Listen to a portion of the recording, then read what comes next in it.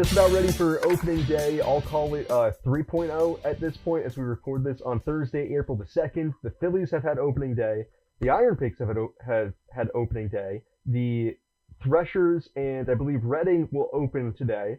Jersey Shore is actually going to open tomorrow, so there will be an opening day 4.0, thanks to the fact that Easter Sunday is the first weekend of the season, so everybody's schedules are flipped around. But it does mean that we got our rosters for the rest of the Phillies minor league system a little bit earlier than expected, which is fantastic. And that's what we're going to talk about today here on Down on the Farm. Sam Jelinek with Charlotte Varn. Charlotte, before we get to the rosters and the games that haven't been played yet, the past week for the Phillies and the IronPigs have seen their first games come and go. And for the Phillies in particular, was not the best start to the season up until the prospects did their thing, which is exciting for us. We're relevant. That's what matters. That's so true. Down on the Farm is relevant. No, like the past couple games were super exciting. I mean, first of all, it's just been exciting to see the level of success Justin Crawford has had so far. Will it be sustainable? Like that's to be determined, obviously. We're 6 games into the season. Everything, I wouldn't say it's a mirage, but nothing. It's really hard to buy into anything you're seeing right now until many, many more games are played. But he's doing exactly as advertised. I mean, you should see the third baseman like coming in every time he's at the plate. You never know what he's gonna do. He could bunt. He's been working the infield. The hits he's been able to have down the third baseline have been super impressive. And then he's the walk-off yesterday. And he knew he had it right off the bat. It was funny. Todd asked him about that. And he was like, what was your immediate reaction? He was like, let's go. And like the whole, the scene was so fun. And the photos of Kyle and Bryson spraying him, like it was just a great scene. And yeah, it's just been super exciting to see Justin's impact so far again, because like, there's been a lot of questions of what it'll look like. And the defense has looked good. Like the defense has been great. And the offense has looked good so far too. And obviously he's only 6 games into his career, but it has been super exciting to see the level of success he's had early on. Yeah, I think that was one thing that I never really questioned coming into this year was going to be Justin's level of comfort at the major league level. The success that would follow was always going to be, variable, but whether or not he would feel comfortable to be himself, to go and play the game the way that he's played it his entire career, I never questioned that he was not going to bring that to the major league level, at least to begin. And it's a good sign that at least initially there's some level of success that follows that. I'm sure that, I think this was even said last year when he got to AAA that I don't know if it was ever truly verified, but there were probably some within the Phillies organization who had wished that Justin had gotten to AAA and struggled so that they could have a reason to kind of modify his game a little bit. But the path of least resistance here is him just continuing to do what he does and hit 300 or 310 or 320, steal you 30, 40 bags, and then in spots where you need a ground ball by a drawn-in infield, he does that on the very first pitch. I think that that's something that, is to be commended for Crawford, is that he got his first hit on the first pitch he ever saw in a major league uniform, and then in the most pressure-packed situation he's ever faced in the majors, he just goes up there, first pitch, hard hit ground ball, win the game, nothing too fancy. He was, born and made for this moment, and so far it's been fun watching that. Like you said, the defense surprised me, especially the leaping catch the wall. If there was one knock I would have made on Justin's defense, aside from what everybody else kind of talked about last year with the jumps and the reads, is that working around the warning track and the walls last year, especially at home at Coca-Cola Park, he never seemed the most comfortable. It seemed like either he would end up too close to the wall or would back off of it pretty quick. So to see him get back to the wall in the way that he did, and man, he got some hang time on that jump. I thought he jumped too early, but he was hanging in the air. And then he comes down with it. That's a good sign for me because that center field is not, CBP is really tough to play. With the angles, the wall, the chain link fence, or what had been a chain link fence on the out-of-town scoreboard, you got a lot of stuff to contend with. And for a rookie to feel comfortable for that, getting back to that portion of the outfield, I mean, it's 2 thumbs up early on for Crawford. Yeah. I mean, he wasn't quite at Monty's angle, but he was like very close to it. And I mean, like that is very hard to play. And that's essentially like the first ball he sees right there in his ability to make a leaping catch like that. It's just super impressive. And yeah, I definitely think the offense is still worth monitoring. Again, like I do not think we're gonna know fully what Justin Crawford is until we've seen him play for like a month. And also, as we've talked about before, like no doubt he is going to struggle at some point, whether that happens within a month, whether it happens within 3 months. I'm curious to see how he responds because, like you said, he's someone like he's very comfortable. Like I think he's very confident in himself. And I know he's told me in the past that like I know I'm gonna have days where I go 0 for 4. That's just life. And I think being around the game has sort of affected his perspective. But I'll be curious to see like what exactly that looks like and how that mentality kind of helps him if and when he hits roadblocks. Yeah, so Crawford, as far as the first 2 weeks here or so, early returns, fantastic. Andrew Painter, obviously, the other rookie, other top 100 prospect coming into the season that everybody was very patiently waiting for the past couple of years to make his debut. His debut comes in the 5th game of the season with the Phillies needing. It's really hard to say that the 5th game of the season ends up being a must-win or a can't-lose scenario. Yeah. That was probably as close as we're ever going to come to that. Mhm. And Painter went out and shoved, and that is just wild to me. The closest comp, and of course, AAA games mattering is a conversation in and of itself. But Painter started this Friday or Saturday night for the IronPigs at the end of the first half last year when the Pigs were in free fall. For those who don't know, the Pigs had essentially a 6-game lead with 12 to go to win the first half and blew it. They just absolutely coughed it up. And Painter had one of the final starts down the stretch that they needed to win. And he ended up throwing okay. It wasn't like perfect, kept them in the game. They ended up losing. But that was the only litmus test that I've had to see Painter in something resembling a pressure-packed start. So to see him go out and A, it's his debut, B, whether or not he heard the outside noise or, took in the fans from the past couple of games, seeing the stars get booed, and then just goes out there and does his thing. That was Crawford's debut in his first 2 weeks has been great. Painter's just for the moment kind of surpasses that given the circumstances. Yeah, I agree. It was very hard morning of. You got on social media, you read any of the comments on any of the news sites, and it's just like, I feel bad for the kid. The Phillies really need a win tonight. It is hard to be like 5 games into the season. The Phillies don't really need a win, but I definitely think it helped momentum wise. Just in the third game or in the third win as well, obviously.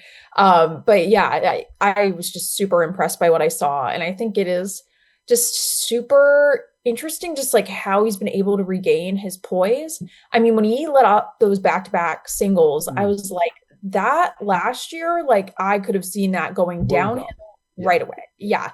Like you watched a lot of it. Like that like would have just spiraled. And he's very calm. Like he was doing what he had been doing in AAA to try to slow the game down. He tried to pick off the runner at first. He was clearly trying to calm himself down on the mound and it worked.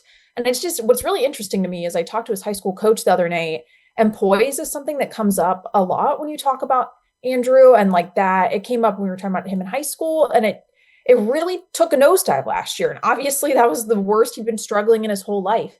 But it feels like he was able to find it again last summer with the tactics that Phil Kandari and Matt Elmeyer were teaching him, and he's been embracing them, and they're helping him on the mound right now. And I just obviously there's so much to talk about with the pitching. The secondaries look great, but just the poise he has, like for someone who watched him last year, that just was not there. Like it's just very impressive he had that composure in that sort of situation. And part of that, you mentioned the back-to-back base hits in a second. The hitters who handled him the best in that Nationals lineup were actually guys who saw him last year with Rochester. Yes. Dalen Lyle Corbett. and Jorby Bebos, which Yeah. I don't know what to make of that. Like, is that just coincidence or whatever? But looking back to the box score, I was like, wait a second.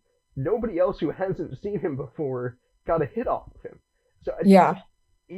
maybe it's a fluke, maybe it's not. I don't know what that means. It's just something to monitor, I guess. But I found that interesting that Lyle had the best at bats off of him, and like you said, with those moments that could have spiraled, I think maybe this is reading too much into it. but you could have seen him in those moments see, oh, the guys who have handled me before are getting hits off of me. Do I have to like now just veer off the game plan that I had and fix it up? Because if the guys who got me before are doing this to me, the major league hitters are gonna ambush me, right? Mhm. Yeah. Yeah. And I mean, to point out about Lyle, like obviously Painter is a very different pitcher than he was in high school, but like Dale and Lyle has seen Painter a lot throughout the course of his life. Lachlan marched his story on it the other day. They played travel ball against each other. They played competitions against each other in high school.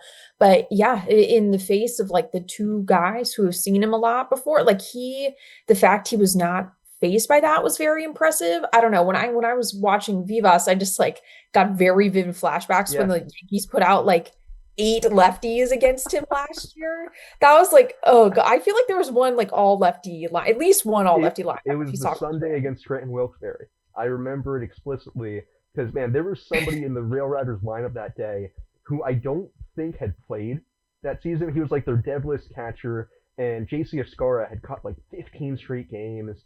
Escara ended up killing Painter last year. But this no-name guy off the bench hit like a two-run double off of Painter in the fifth inning that bounced him from the game, and I was like, to me, that was the low point of the season. That was, is this, yeah, what are we doing?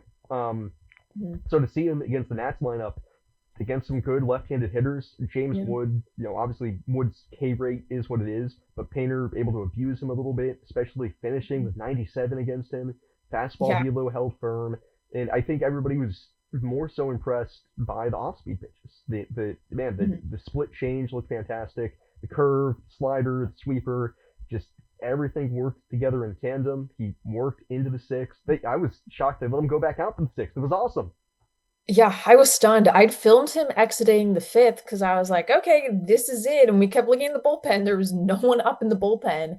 But yeah, they decided to let him keep rolling. And it was such a cool moment when he exited the game and seeing all the fans rally around him in that way. I mean, it was very cool in general seeing the fans rally around him because like it's been a really hard few years. And I think like it Mm-hmm. can be easy to focus on some of the negativity online. I've seen like a lot of terrible comments about Andrew Painter, and I just think that people really overreacted to last year. I think that there was so much in general that we didn't know about like what he was going through. I mean, the blister problem like really affected how he was throwing the changeup. He was coming back from Tommy John. The command wasn't quite there. Like there was so much happening, and I just think there was a little bit of negativity. Well, I don't even know if I would call it a little. There was definitely negativity among the fan base about around Painter. And obviously it's one start where you got to see how the rest of this unfolds. But that was just like such a great moment to see people celebrate him in that way after everything he's been through. There's a old saying. It was either Eno Saris with the Athletic, formerly Fangraphs, or somebody at Baseball Prospectus that coined the phrase "there is no such thing as a pitching prospect," and it basically means for the moment that you think a pitching prospect's about to make it, something's going to happen that is going to derail Mhm. it, and it's just going to go haywire. All that to say, basically, that a pitching prospect's path is not linear. We've already seen that with Andrew with the injury. Just popped in my head that Bubba Chandler, probably one of the most talented arms I've seen in the minors. He's in the Pirates rotation now. He just had to start against the Reds. I think there was like four and a third no hit innings, striking out six and walking six.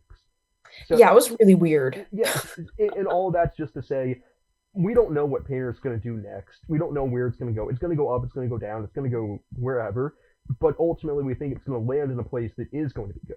But that doesn't mean that Yeah. this is going to be a clean process getting there. Mhm. And with pitching prospects, that just happens so much more compared to hitters. And whatever comes next for Andy, it goes back to what we've been talking about all off season and spring training, is that they don't need him to be the guy that we saw in his debut. That was fantastic. You love getting that. You love that that's in there. But you just need him 5 innings, 3 runs. That's it. Yeah. Yeah. I mean, the pressure really feels off in a way that maybe it's like the first time in his life the pressure's sort of been Yeah. off like that. I mean, it's really refreshing. And I mean, think especially with Zach Wheeler back, I mean that the pressure is really, really off Andrew Painter.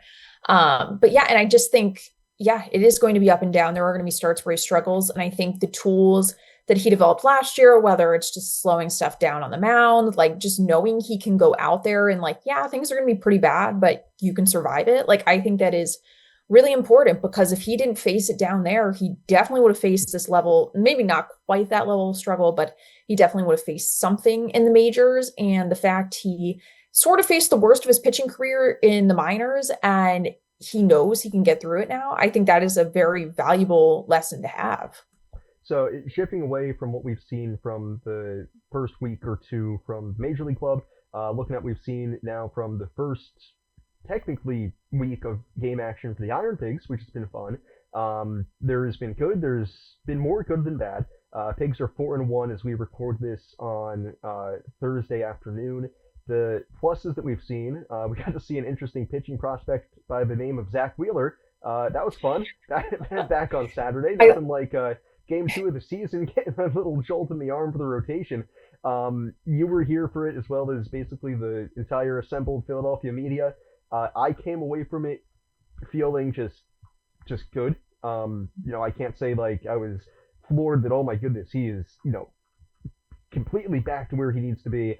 But there was nothing negative to take away from it. The only blemish I saw technically, and it's something nobody's really concerned about, was the velo wasn't like premium. It was 93, 94, but that's like, okay, it was his second real outing in terrible weather, and his stuff otherwise looked fine. yeah, I think it's going to be a lot more telling how he performs in Durham, which I'm like not quite sure what the temperature is there. Maybe but it has got to be warmer than it was last Saturday in Allentown. But yeah, I walked away feeling impressed by what I saw. And even he, like, I was surprised, like, we don't really have any velo data on him, like, up until last Saturday. And I was surprised when he said, yeah, like, it's actually through 2 innings, like, the fastball was a tick above where it's been, which to me, like, yes, the velo, like, was not great, but I think he felt encouraged by that. And I feel like that's a very good sign if it's above where it's been in that sort of 40-degree weather. I'll be curious to see what it's like in Durham this weekend. But yeah, I am just generally I feel very optimistic about Zach's return. I mean, I think this is the first time I've put it like pen to paper, but in my story that came out yesterday, I'm like, if he only makes 2 more starts, he'll be returning sometime 13th through 15th against the Cubs. And like feels very crazy to say. Like that is 11 days from now.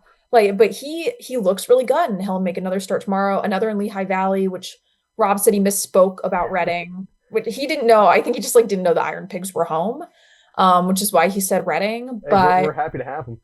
yeah, he's back. Rib Night 2.0. Oh gosh. Yeah, but I was impressed and I liked what I saw from Orion too. I didn't get a chance to like watch what he did the past couple nights. But what he did 2 nights ago, like the 19 pitches, like that looked pretty good. Yeah.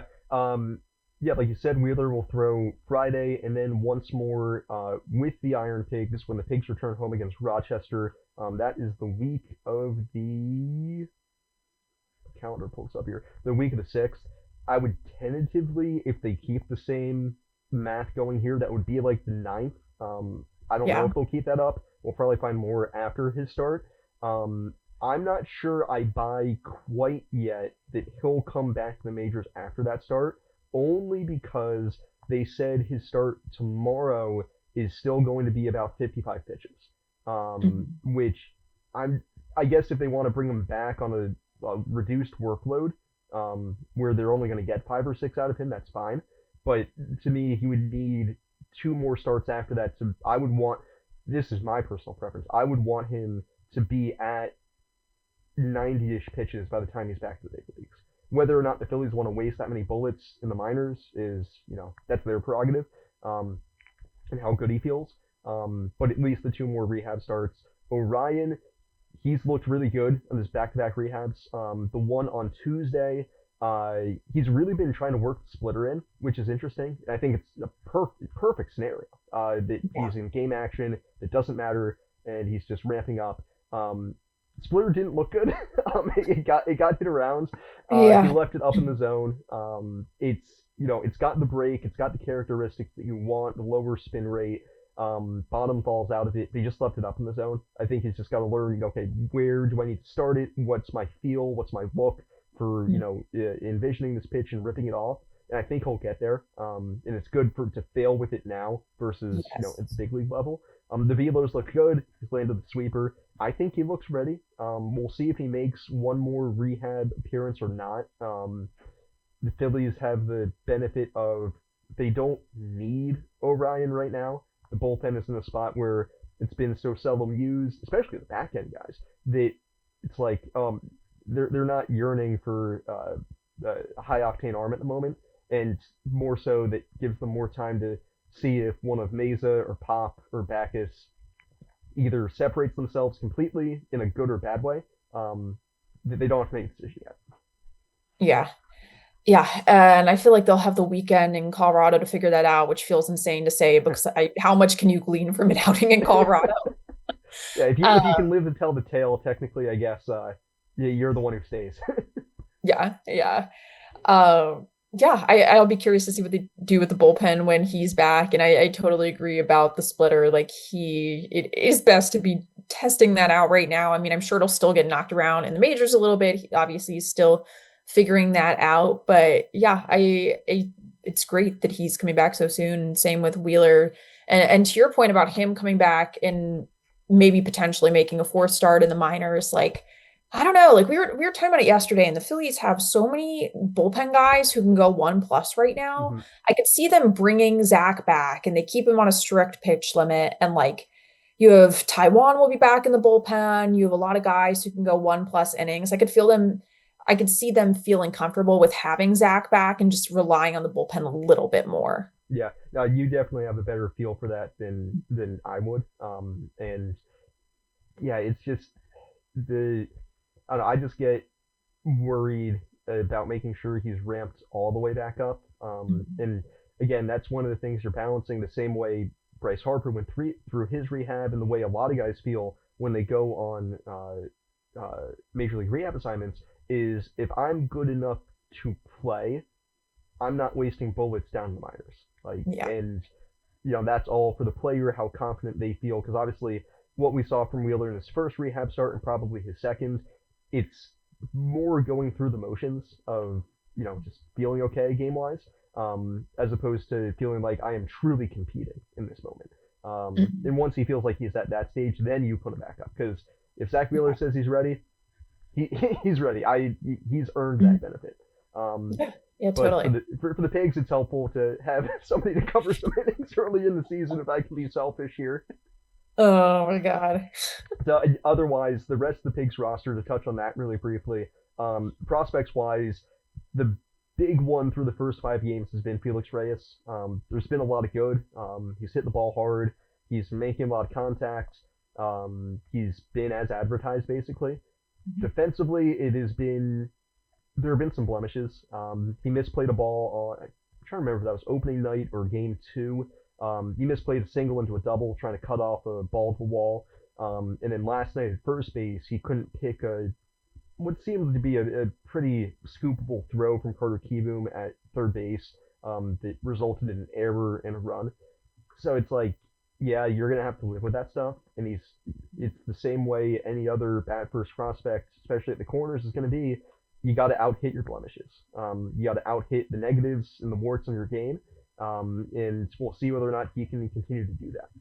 I was telling you that I finally figured out what Reyes's game is at the plate, because everybody harps on the power and how hard he can hit the ball. And I was talking with Tank Adamson, our bench coach, about this, because Tank has had Felix since he was down in the Florida Complex League, and he said Felix's bat to ball skills are actually elite. He doesn't swing and miss, and if he swings, he ends up making contact, which would be great, except Felix is 6'4" and 250 pounds.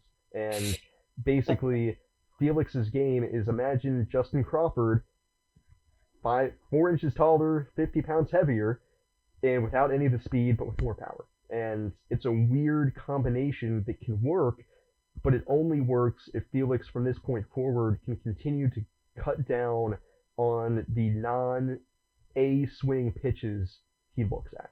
Because there's pitches 2 or 3 inches off the plate that he can make contact with, and that's useful in two-strike scenarios. Or if you're like Justin Crawford, then you can absolutely blaze down the line and beat those baseballs out. But Felix can't. And he's got to be doing damage in order to get to the majors. There is last night's game in Durham, he hit a 415-foot homer, 105 off the bat. In his other three at bats, he's the butt out, reaching over, lunging for pitches. He doesn't strike out, which is, to some people that's a good thing, but it's weak contact. And you would almost rather have him swing and miss at those pitches because then he can take another hack. And for him, that's going to just be learning since he can make contact with those pitches, laying off of it. So the Pigs, obviously, prospect-wise, aren't laden with a bunch of guys. So Felix will be kind of under the microscope here. Yeah. Yeah, I feel like under the microscope is a good way to put it, given I logged onto Twitter this morning and I think I saw that clip at least like 3 times of him hitting the home run. Um, yeah, yeah, I definitely agree on the defense at the corners. It's just that he could really help himself out if he could play a bit better out there. And I mean, obviously there is not a need at the major league level right now. I mean, knock on wood. I mean, Otto Kemp's defense has not looked great in left field, but that's not a concern right now related to this. But yeah, he has time, and I don't know if anything, if he can make himself more serviceable at first and at the corners, he's a great trade prospect, if anything, or injury insurance. Yeah, another guy, fringe prospecty, but at least the closest thing to outfield depth prospect wise the Phillies have, Pedro Leon. There's been good and bad. He's an ultra aggressive player, will swing out of his shoes, will run the bases like his hair is on fire, and there has been consequences to that. Opening night, he tried to turn a bloop double into a single, or a bloop single into a double, got thrown out by like 10 feet, airmailed a throw to the plate all the way to the backstop, dropped a fly ball in center that got lost in the sun. It's an adventure. He's gonna play hard, and there's gonna be mistakes that follow with it. It kind of feels like the spirit of Odubel Herrera is embodied in him, which that says a lot. So that's interesting. Brian, not prospecty, Brian De La Cruz. It's been a struggle at the plate so far, which is weird. He doesn't have a hit yet, and he's walked 8 times, which is wild because he does not walk. So I don't know what to make of that. It's strange. And then again, not prospecty, but now on the 40-man roster, Christian Cairo has actually surprised me. A lot of contact, plays really good defense, works a good at bat, and is a quality guy to have on the back end of the 40. If he stays there all season, I don't know, but at least for the time being, he can embody that spot. Yeah. Yeah, and I mean, if you look at it right now, if Phillies get an injury in the infield, I mean, he is probably their best bet. Aiden Miller is still not, he's not picked up a bat. No timeline on that. And he at the time, like, I feel like I probably wrote like 6 times before he got injured, like he's going to be like great injury insurance. And obviously that's not the case. We don't know when he's going to make it to AAA. So yeah, I feel like Christian Cairo, like for being an injury replacement, like would be totally fine. I mean, the defense has looked good. He's been good at the plate so far. That's what the Phillies are going to have to work with if there is an injury to the infield. Yeah, and to touch on that real quick with Miller's injury, I think it was either yesterday or 2 days ago, that somebody asked Rob about Aiden, and that's when he reiterated again, he has not picked up a bat yet. He has done everything but swing. And Rob again said, how worried are you? I'm not worried. I don't know what to make of it anymore. I'm skeptical at best as to when Miller could return. It seems like it's more of an uphill battle at this juncture, which isn't great. But that's the latest update we have on him. Gabriel Conez, I don't know if he's gotten into game action yet down in Florida, but I'm pretty sure he's pretty close to that at this juncture. And Anthony Contreras AC said that he and Anthony's a good ways out at this point. That's going to take longer than not as far as the prospects hitting wise that aren't with the Pigs right now. Mm-hmm.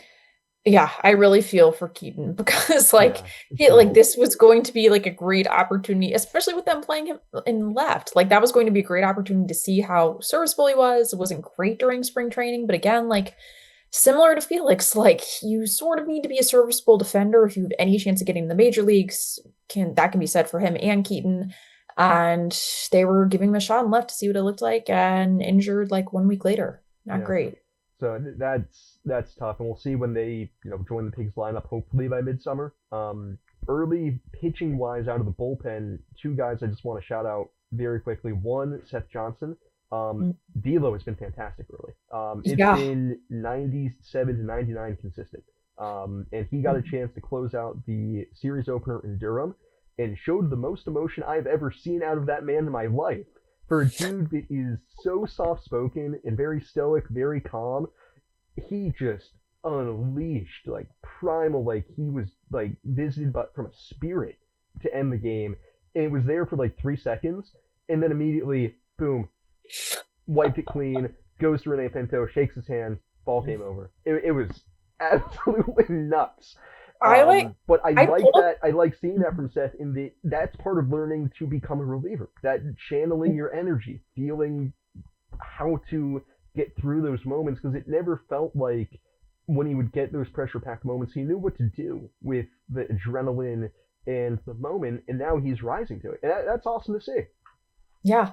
I mean, he hasn't even been a reliever for like a year, right? It was It, like it will April be a 20. year later this Yeah. month. Yeah. Like he's still figuring it out. I feel like I talked to him during spring training, and I think just having a full year under his belt, like that was super helpful to him. And yeah, to his velo, like I was looking on Savant and I was like, oh, like it was insane. Then I Yeah. like the arrows were bright red, and I forget what pitch it was, but something had jumped by like over 2 miles an hour, which like that tells you how nice the weather is in Hmm. North Carolina too. Like yeah, I was impressed by that. Yeah, and then the other arm to touch on, Gene Cabrera. He's the highest rated, closest to the majors pitching prospect now that Andrew Painter has debuted. I loved Gene's debut this past Tuesday. He was 93, 94. He attacked the zone, used all of his pitches, navigated a half decent Durham Bulls lineup, used the changeup, sweeper, slider, everything you wanted to see. Nothing like huge jumped out at me from his first down of the year. Just a good step on him making his debut and looking solid. Um, Again, so many people have questions on his size. He's very, very slightly built, and whether or not the velo can hold later in the games. Early start, velo held to the fifth. That's good. For me, I don't question the durability only because he's now gone a couple of years throwing 100 plus innings. So it's like, okay, if it was gonna break down, it would have happened already. I think. Yeah. So that's the early returns pitching wise. Yeah, I mean, I didn't get a chance to watch that game, but when I watched him in spring training and I never seen him before, I was like, this guy is a starter. Looks like he's Um, gonna snap in half. yeah, he's so small. And it was funny. We all talked to him after, and I think I forget. It might have been Alex Coffey who asked like what advice like the other players were giving him, and like they told him to eat more. Like they were like, you need to gain weight. And he's working on it, but yeah, he is very, very small. But like from what I saw on paper, like I was impressed by what he showed the other night. And yeah, I'll be curious to see what it looks like the entire season. Because again, like I wonder if when the Phillies would convert him to relieving, I know they're committed for him to be a starter right now, but I just looking at him, that's not necessarily what I see, and maybe he'll prove us all wrong this year and keep like pitching outings like that. But yeah, I just don't know. So that's the early returns from the Iron Pigs' first 5 games of the season here. They're in Durham for the rest of the week, return home against Rochester next week. The rest of the Phillies minor league system kicks off, well, two of the teams kick off today, one more kicks off tomorrow, and then the season will be here in earnest. And we've got rosters for every club, which is really cool. Early placements for a lot of prospects. We're going to break down uh, here quickly each roster, just kind of what catches our eye a little bit. And we'll go descending through the organization, starting with Double A Reading, who is, to put it bluntly, probably the most talented team in the org Yeah. at this point as far as prospect hype, and also this is something only I care about as the a real minor league aficionado. They have, for a Double A team, they have an unbelievably veteran pitching staff, like a lot of dudes who have been around the block on minor league contracts. And I'm like, they actually have a chance to be really good because so many of those arms are just going to keep them in games, and they Mhm. don't have to worry about handling prospects with kid gloves on the pitching side because most of the prospects reside in the bats. So Yeah. that's where we'll start. The headliner, Dante Nori. Yeah. See if he can keep it up. hmm Yeah, we talked about him last time, and I feel the same way. I'll be curious to see like what it looks like, how much the bright lights brought out of him of the World Baseball Classics. I feel like it's got to be hard to go play the Hartford Yard Goats after pitching in Dyken Park, or not pitching, batting in Dyken Park. Yeah, so I'll be curious to see what he looks like. Also excited to see Arun Escobar as well. Like I totally agree with your assessment. This is the most guys of any roster right now, and obviously like that's going to change. I mean, I don't think it'll be too long into the season before Dante Nori eventually makes his way up to Lehigh Valley if everything goes well. Same could be said for Arun. So I think Allentown will be an exciting place to be later in the summer. But right now, Reading is looking like where it's at, especially with Alex McFarland as well. Yeah, so you're looking at the top of the order. That's probably Dante Nori, Arun Escobar, Carson DiMartini, and then Dylan Campbell, who he's got a little bit of love as a guy acquired from the Dodgers a couple years ago for international slot money. Um, I like what Campbell can do offensively. He it's more swing and miss and athleticism over what he can do bat to ball skills, but I think that there's something interesting there. I was a little surprised. Brian Rincon is going to start at Double A Reading. You can't really say he's mastered high A, but at a certain point, it was you got to move him up, and he had a spring that a lot of evaluators were high on in the Phillies organization, so they'll start him at Reading. I guess this means likely Carson DiMartini will be playing mostly third base, would be my guess, with Rincon starting at shortstop. But to me, that's a pretty aggressive assignment for him. Yeah, I think everyone just felt really good about what they saw from him during spring training. But again, like as we've talked about, spring training can sort of be a mirage. But when I talked to him in the spring, like everything he was doing, all of his work was at the plate. And I think they buy into the work he did during the off season and what they saw during spring training, that the adjustments and things we were working on is sustainable. The defense is obviously there. I mean, Rob Thompson said he could play shortstop in the majors right now, which I'm like, I'd not seen him play until spring training. I was like, what? But yeah, he is very impressive defensively. Yeah, I agree that that's an aggressive assignment though for someone who did not necessarily ace high A. And obviously, if it were like a weather difference, I would sort of understand it. But like, there's no Jersey Shore is just as cold Yeah, as Reading is right now. Like, yeah, it'll be really interesting to see how well he holds up at the beginning of the season. yeah. And then on the pitching side, like I had mentioned, there's a lot of high level minor league free agents that are on this Reading pitching staff, which that's that's not an easy thing to do. For the Phillies to convince guys who have had success in upper minors to go to Double A and pitch in a place that's not easy to pitch at. But the two arms who stick out to me, you mentioned one, Alex McFarland. I think he's in Lehigh Valley by the end of May. Personally, his stuff is just too good. And one who put up phenomenal numbers, and we'll see if it will continue to find success. Saul Tehran. Tehran had a remarkable strikeout to walk ratio last year, an ERA that was minuscule. It's not overpowering stuff. It's more low to mid 90s, but a good changeup, a good slider. He locates really well. He's the kind of reliever that you basically just keep on throwing out there and wait for him to fail in a way. But he's made his way through the system, and those are the two guys prospect-wise on the pitching staff, with McFarland taking the bulk of the headline there. Totally. Yeah, I've heard great things about Salte Ron. Like, curious to see what he does this season. Yeah. So moving on to Jersey Shore, they kind of get stuck in the middle here, literally, as a high A team where Reading has accumulated a lot of the talent that's moved through the system. And once we get to Clearwater, the Threshers have all of the college drafted talent from last year as far as pitching goes, which leaves Jersey Shore in the middle. And I hate to say bereft It's not of great. prospects, It is not good. but it's tough. There aren't many names that really jump out at you. There's a lot of opportunity for redemption, I think, is probably the key word to use with this Jersey Shore team. A lot of guys who maybe a year or 2 years ago had a lot of hype and had a lot of helium around them, but have not been able to make it out of high A yet. One of those guys, Devin Saltaban, Yeah.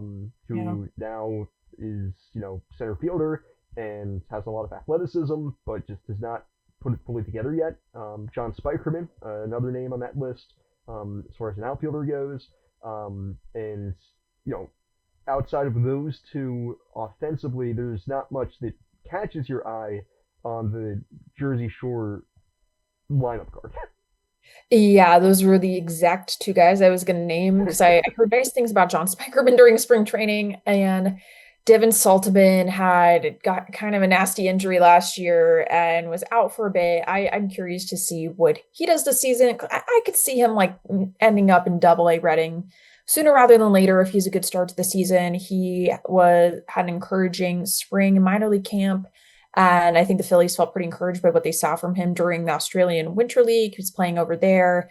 I think if he's healthy, it won't take him that long to get to Double A. On the pitching side of things, one arm who was of interest to people. I'm trying to remember if the trade was a year or 2 years ago now. No, it was off season prior to this one. Aaron Combs, or I think you pronounce it Combs, acquired from the White Sox for Tyler Gilbert a couple years ago. He's back at High A Jersey Shore. Got great stuff. Got a great sweeper. We'll see if he can kind of continue to figure it out there. And then there are some arms that don't pop out with the stuff that they have. They put up good numbers, and that would be Ryan Dromboski and Brandon Beckel. I like Beckel out of Texas Tech. My memory serves me correctly here. If the internet isn't too slow. Yeah, 12th round pick out of Texas Tech. Had good numbers last year. I thought he would make the jump to Double A Reading, but the Phillies have prioritized a lot of veteran arms at Double A this year, so he starts at High A. And that's kind of where the High A pitching staff lies a good bit, is that there are guys who have put up some decent numbers there, between guys like Coombs, Mavis Graves, Yeah. uh, and Beckel. You have guys who put up some decent numbers, but nobody prospect-wise that you're like, man, I'm super excited to see them take this next jump. But a number of guys who, if they can continue to put up numbers, kind of force the Phillies' hand. Yeah, I'd agree with that. I mean, there are not a lot of capital G guys on the pitching staff there. But especially if they start transitioning people from Double A into Triple A, especially back in the bullpen, these guys could find themselves in Double A if they put up the numbers. But yeah, it's a lot of the same from last year. I feel like John Spikerman, Mavis Graves, Devin Saltaban, all in Jersey Shore last year. Nothing has changed too much. And moving on finally to Clearwater, we kind of alluded to it. This is a pitching staff that's loaded. That's, Yeah.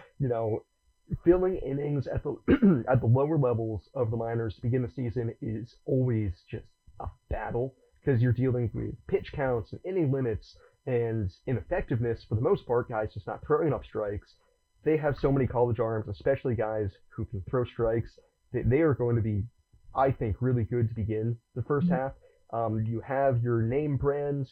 Gage Wood is going to be leading that staff. And then you basically have everybody else who was drafted last year as well. Kate Obermueller, Brian Walters, a lot of guys, Gabe Craig, Cody Bowker, Tyler Bowen. That's a healthy amount of really good pitching prospects for one staff. Yeah, it feels dumb being like, I am so excited about the low A roster. Because also, like, I think a lot of these guys, like, once the weather is a little bit warmer and they have several innings under their belt, like, I think they are going to be transitioned to Jersey Shore sooner rather than later. But yeah, there are a lot of like real names on this roster. I mean, Gage Wood looked great during spring breakout. They're obviously going to slow pay him as he comes up through the minor leagues just because of how few innings he pitched last year. So excited to see him and all those relievers, Gabe Craig, Cody Bowker. I'm just super excited to see what they look like in action from what I saw in the spring and on the minor league side and in spring breakout. The early returns were looking good, but I'm excited to see them, especially like if they get up to Jersey Shore sooner rather than later. It would be great to go watch them in person. And the Phillies have been pretty explicit that a lot of the reasoning for having guys like Gage Wood and Kate Obermueller start at low A is not because they think that they're not ready for a higher level. It's more to be able to keep them within arm's reach, to have them down the complex, to keep a watchful eye on them, keep them in good weather, and then move them up the ladder. Totally. Because there are other organizations that are far, far, far more aggressive with, especially first round picks like Gage Wood. If you're a college arm who threw well, they will at minimum start you at high A, if not double A the following season. Yeah. So the Phillies able to take a bit more of a conservative approach. I don't think that there's one right way or the other. You can see the Angels. Angels are one extreme of they draft a guy, he's in the majors 2 weeks later, and Mhm. whether or not that works, you have Zach Neto, who is great. You have Nolan Schanuel, who's okay, and then somebody like Ryan Johnson, who's been up and down a little bit. It's I'm dubious of that method. I Um, agree. yeah, Yeah. and or you have what the Phillies are doing, which is certainly more conservative. Mhm. Yeah, and the Phillies can afford to do that. Like Yeah, right now, that. they signed two pitching extensions. They just had another guy debut. I mean, they literally traded McAble. They had like the surplus of starting pitching. Like, and there's no need for them to rush Gage Wood. There's absolutely zero need to do that, especially when he has an injury history last year, did not pitch that many innings in with Arkansas. I mean, right now I think he has three pitches. Like he would not be able to thrive as a starter with what he's currently operating with. It just sounds like they're really going to slow play him so he can develop his secondaries. And I think that's the right way to do it. And same with the relievers. I mean, some of them, like there could be fast risers, like you never know. But the Phillies have so much bullpen depth right now, and especially like with Taiwan going back to the bullpen and like Orion getting off the injured list. Like there's just I don't know, there's too many like people that they're going to try to be putting in the bullpen. So there's like no need to be rushing any of these college guys up when you have a surplus of guys in AAA who, if injuries occurred, they could end up in the bullpen. One other arm who's not one of the draft picks from last year, I want to throw a highlight on real quick. Brad Pacheco, international signee by the Phillies out of Venezuela in 2024. He popped up in a Baseball America article. They were doing kind of a scout carousel, guys who have stood out during some of the backfield play during spring training, and Pacheco got a little write up. Apparently, his fastball in 25 was around 93. It's jumped to 96, 98. That's interesting with a plus slider. Yeah. Um, Again, there are so many instances that we have seen, especially on the international side. Guy who signs, comes stateside, gets a velo jump. What happens next is anybody's guess. But hey, kid at, Mhm. 18, 19 years old, throwing high 90s. Sure, why not? I'll take a spin on that roulette wheel. Yeah, yeah. I mean, I forget who it was, but someone was telling me like very nice things about Brad Pacheco. I think they were very encouraged by what they saw from him on the minor league side. Yeah, I mean the pitching is just so strong. And again, it just like felt very weird because I know the Phillies have not really targeted college pitchers at all. And then all of a sudden they are armed with like a billion of them in low A right now. And it's great. I mean, and again, they're not like the Angels. They don't have to rely on these guys to come fast through the system. Yes, a lot of these guys were developed in college, but they have time to further develop them in not triple A, in the minor leagues in general. They do not just have to rely on college as a development system, as several other teams have started to do, and there are obviously pros and cons of that. And I think it's a positive that the Phillies have time to get their arms around these guys, and they do not have to rush them to the majors. Yeah, and one other guy signed in that same class as Pacheco, Anderson Navas. He was signed as a Yes. catcher, and I find it fascinating. And not to poke too much fun at Anderson, but in 2 years, basically a year and a half that he has been with the Phillies since signing as a catcher, managed to do so little at the plate, he convinced them that he should be a pitcher. So they've transitioned him to a pitcher for this upcoming season, and apparently is up to 99 already. Yeah, I was going to say, I've heard he's in the high 90s, Yeah, and I was kind of floored when I was told that because he has not pitched in his life, yeah. basically. Like, what they're focused on right now with him is like routine, like how do you take care of yourself as a pitcher? And when you're like, it's How do just you hard to not believe balk? someone comes out like throwing 99, and then it's like, oh, we actually like there's so much left to teach him. Yeah, it's unfathomable. But yeah, that could be a good get for them. Like he was just not hitting as a catcher at all, and comes out throwing 99. Can't complain about that. Yeah. So to me, that's fascinating. Baseball America also mentioned that he's got some off-speed pitches, which I'm dubious of how Yeah. quickly that might just go to show how quickly you can actually teach somebody a sweeper, which is kind of like a fun thought experiment of Hmm. like how long would it take you to teach somebody a major league quality sweeper? Anderson Novice is a case study in that, I guess. Yeah. Yeah, that's right. So that's super interesting. Obviously, that's a long, long, long ways away. But it is a constant reminder that prospects come from anywhere, and you can never have enough pitching. Yeah, never ever enough pitching. So that's a look through the entire Phillies minor league system as far as rosters, prospect placements to begin this season. There will naturally be a lot of movement as the season wears on. Obviously, there are guys on the injured list to begin the year. And actually, before we even go any further, we didn't even touch on any of the hitters for Clearwater. So just real quick on No. that. Again, like Jersey Shore, it's guys that have more redemption to the story than not. Griffin Burkholder is the big name off of that. Um, Yeah. where the Phillies, obviously getting Dante Nori and even Nori was a bit of a redemption story last year. The Phillies are still looking at for guys like Burkholder and Spikerman. Spikerman at high A, now Burkholder back at single A. Yeah, I mean, Burkholder just needs to stay healthy. I feel like he's just not been on the field at all. Maybe if he is at single A and manages to stay healthy and the Phillies see something from him, maybe he'll be up at high A sooner rather than later when the weather's warmer. But yeah, it's definitely going to be a redemption story if that's the case because he has just not been able to stay on the field. Yeah, and then Alirio Farabas, Yeah. international signee. He's a catcher that a lot of people have.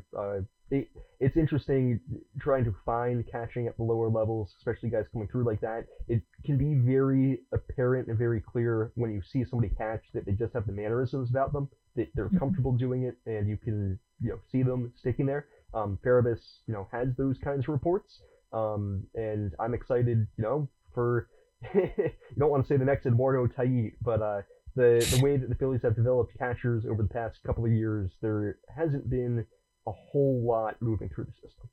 Mhm.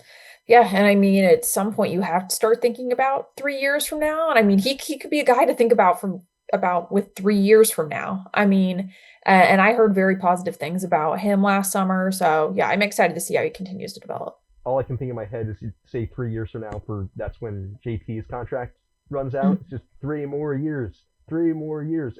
Once we get there, JT will just catch forever. Like, right? He'll set up a rocking chair I behind home know, plate. I know. I've been thinking about that. He had a great game yesterday, but yeah, I've been thinking about that because I'm like, is he going to keep playing? Like, he did not say he'd be like for sure retiring when he's done with those 3 years, but I'm like, I don't know. Like, he's phenomenal with the pitching staff. I don't know if the Phillies want to offer him a contract at that time. Yeah, time will tell. That'll be Yeah. 2029, and I'm not convinced won't exist by that point. So, so Yeah. that is our thorough breakdown and look through the entire Phillies minor league system as opening day today here on Thursday for Reading and Clearwater, and then Jersey Shore on Friday. That'll about wrap it up for our longest episode to date so far. We'll be back with you about 2 weeks from now, hopefully with a ton of positives from the first 2 weeks of action. Hopefully, no negatives. Do you have Yes. anything in the burner over the next 2 weeks that you're either excited to look at, write about, or experience? Ooh. I'm excited to see Double A Reading start playing. I think that's what I'm excited for. And I don't know if I'll get down there next week. I would like to get there before presumably guys are moved up to AAA. I'm trying to think what else. I don't know. The Pigs can't lose. I know they finally lost last night, but the Pigs can't lose. The best way I should have started with this, but the best way I can describe them winning the first 4 games of the year was somehow progressively deserving to lose each game more and more, yet winning. It made no sense. Yeah. Like a 1-0 shutout. It's like, okay, you pitched well. An 8-7 come from behind win. We're in the bottom of the 10th. They score 4 times with 1 hit. And then on Tuesday against Durham, they got walked 8 times. So it's just like, okay, yeah, Ridiculous. the other team just wanted to win less. Sure, Hmm. we'll take it. It was fun. So yeah, Pigs good start to the year, and we'll see if Zach Wheeler's second start will be just as good as first. So I guess that'll about do it. As always, big thanks to everybody tuning in and making this possible and keeping this thing afloat. It's been a fun first couple of weeks, and now we got real baseball. So until next time, I've been Sam, Charlotte. It's been fun. Yeah, thanks for listening, guys.